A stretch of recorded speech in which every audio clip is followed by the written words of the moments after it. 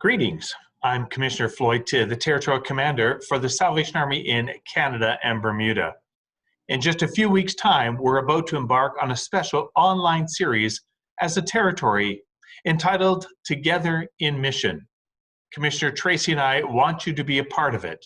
It's an opportunity to journey together in discipleship and following Jesus in mission.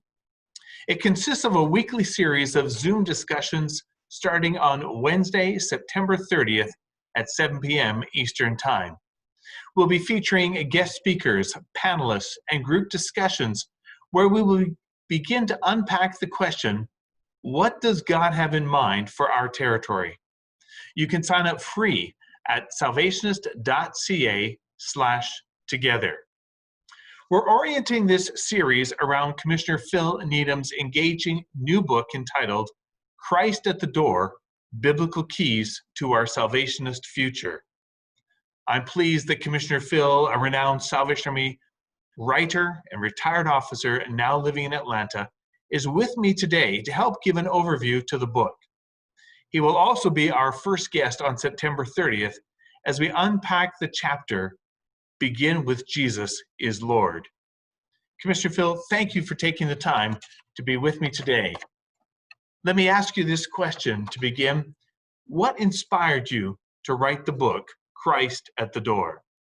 Well, really a lifetime of officership and searching for what I believe my life and the Army is all about.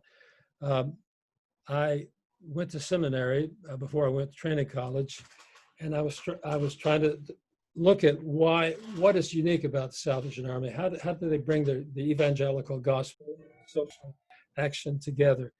And in various appointments I've had subsequent to there, including training college experience, I've dealt with that issue in a different way. When we were on the training staff, we had a special field training program that focused on a mixed race community across the street.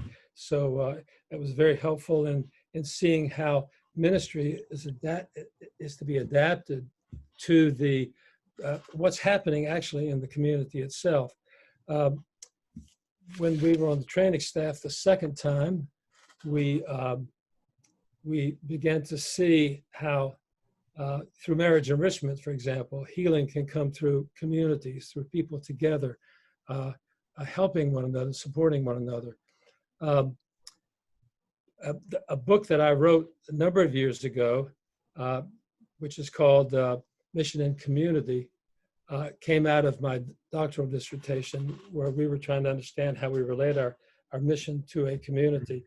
And then later on, when the World Council of Churches published a book called Baptism, Eucharist, and Ministry, defining the church for the member churches, IHQ asked me to write a response. It turned into a book, and the name of that book was Mission, was Community in Mission. I was talking about the church, the community that is in mission. And that furthered my thinking along another path. We were training principals later. We saw that the training college program was basically geared toward training officers to be maintainers, and we tried to instill in them a kind of a proactive, entrepreneurial, missional spirit for their future ministry. We were divisional commanders. We encouraged the officers to do better what you do best. Do better what you do best. Don't try to start something when you already have something you can build on. Came back as territorial commanders in the South, and by then we had come to the conclusion that discipleship is the thing. It's the only thing, and that we weren't making disciples in the Salvation Army. We used to have this meeting called the Holiness Meeting, which met during the week, and it wasn't Sunday morning meeting. It was a search for holiness. It was the discipleship group. And when we moved it to Sunday morning, we lost our discipleship group, just like the Methodists lost it when they stopped having the class meetings, and their decline was proportionate to that. So I and my wife are very committed to sort of renewing the Army through discipleship movement. And when I say discipleship movement, well, we'll talk about that in the next question, because that gets to the three areas of the book. Thank you very much. The book Christ at the Door is structured in three sections: the journey, the mission, and the community. Talk to us a bit about why these themes and how they relate to one another. I don't particularly see them as themes. I see them as three parts of a whole. In other words, they should never be separated. The first section is really about the Christian, the Salvationist spiritual life, their spiritual journey. It is a journey. It is not something we reach stasis in, because if you aren't growing, you're declining, like every other organic thing that God ever created. So it is true spiritually. So it is a journey, a continuous journey in holiness. But you journey that with other people. We were not meant to be alone. We were meant to be in community. And that's what the church is about. It's our family, our spiritual family. It's our faith community. So if a Christian thinks he can be a Christian without other Christians, he is sadly deluded. Sadly deluded. So we journey together with other Christians, but our ultimate objective is beyond the church, beyond ourselves personally, beyond the church. It is the world. For God so loved the world that he doesn't say for God so loved the church. It says for God so loved the world that he gave the Son. And that's the genius of the Salvation Army.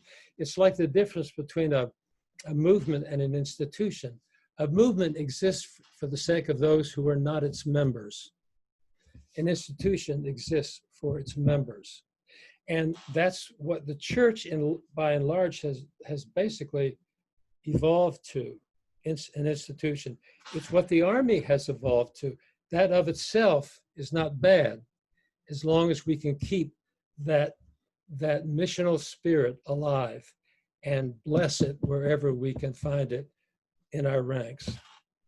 That's very insightful, very helpful to us. In the book, you note that the church in the West has sold its birthright. Can you explain to us what you mean by that? And what will it take for the Salvation Army to reclaim that birthright? It gets back, first of all, to what I said earlier, and that is that the birthright is a movement. William Booth started a movement. And it grew like crazy early on. He had no idea what he had out there. He had no idea. And then came the need to sort of bring it all together, systematize it, if you like, come up with the doctrines of the movement, orders and regulations. And that was all necessary to sort of keep the movement together in one piece, if you like, and with a common understanding of doctrine and what we were about. The danger there is that we lose the movement mentality. One thing we tried to do at our last appointment as territorial commanders in the South is to challenge every soldier to get involved somehow in our social service ministry. And some of the Corps did. Now, I know there are liability issues there. We have to open doors with wisdom. And there's some people in a Corps, in a typical Corps, you wouldn't want to be working with social service clients particularly. But by and large, I think we need to bring that marriage back. Right now, it's approaching a divorce, and I think we need to bring it back. That's a very helpful image for us as we journey together in mission in this journey over the next 10 weeks for us as the Canada and Bermuda Territory. I've often said that I'm not as concerned about how many from our community attend our Corps as I'm concerned about how well our Corps attends to our community. How is God calling us into the world to engage with others, in your view? I think he's calling us. I can't speak for God there in terms of specifics, but I think he is calling every Salvationist to be involved in the world in some way with the poor and the marginalized. We have a discipleship group that meets at our house. In fact, we're meeting tonight. Well, we're not meeting at our house. We're meeting on Zoom now. It's working far better than I thought, although it's not the real thing. It's not the flesh and blood presence. We have a discipleship covenant. To be in the group, you agree to everything in the covenant. And one point in the covenant is that you will do something directly to serve the poor and the marginalized. It may be something you do individually, not as a part of the core. It may be something you do as part of the core. What I do is I'm involved as a volunteer in the homeless ministry that our core does. And I think that keeps us focused in the right way. So I think, like I've said, I think we have to continually ask ourselves, in what sense are we still a movement?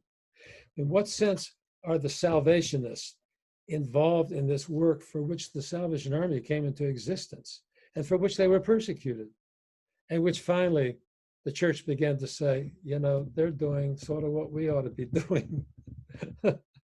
Who was it? Bishop Lightfoot, I think, said of the Army. I don't agree with any of it, but I do agree that they're in pursuit of the universal mission for souls, everyone. So I think that sort of says it. Thank you. I think we would resonate, all of us as Salvationists, with that sense of a heart that has a living movement spirit, you know, engaged in our communities. Let me ask one final question. Take me back to that moment that you referred to in the beginning of the book and the why this book introduction, of kneeling at the railing and looking at that light of the world picture. That was my probably my best mentor, at least over the last 30 years, has been Ken Callahan, who's a Methodist minister.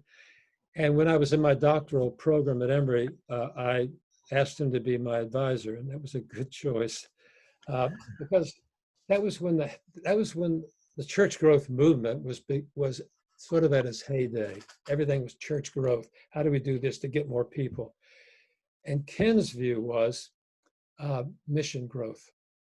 You don't go after numerical growth. You grow the mission and trust what comes out of that.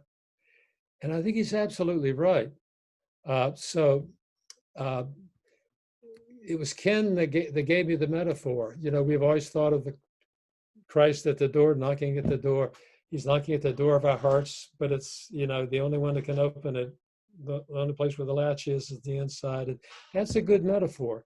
But he said he was actually working with a church, a Methodist church, and they were puzzling through their continuous decline. And they were sitting in the chapel, they were praying, and he looked up at the stained glass window of Christ at the door, and he thought, what this church needs is to open a door and come out and join Christ in the world. Christ isn't just in the church. He's primarily in the world, asking us to join him there. And that gets to something else, which I think is so important. We sometimes think of a good salvation as someone who's very active in the core. Actually, that's like 10% of your time, maybe 5%. What about the 90 to 95% of your time? That's your mission field. That's your mission field. Thank you. Thank you for that image again. For us as the Canada and Bermuda Territory, we sense very strongly that Christ is at the door and he is beckoning us to come back into our communities and to join him in the work that he is doing there. So thank you for this book. Thank you for the interview today. And we look forward to journeying again with you on September 30th, but throughout the pages of Christ at the Door over the next 10 weeks. So thank you once again, and God bless. Thank you. God bless you. Thanks for this opportunity.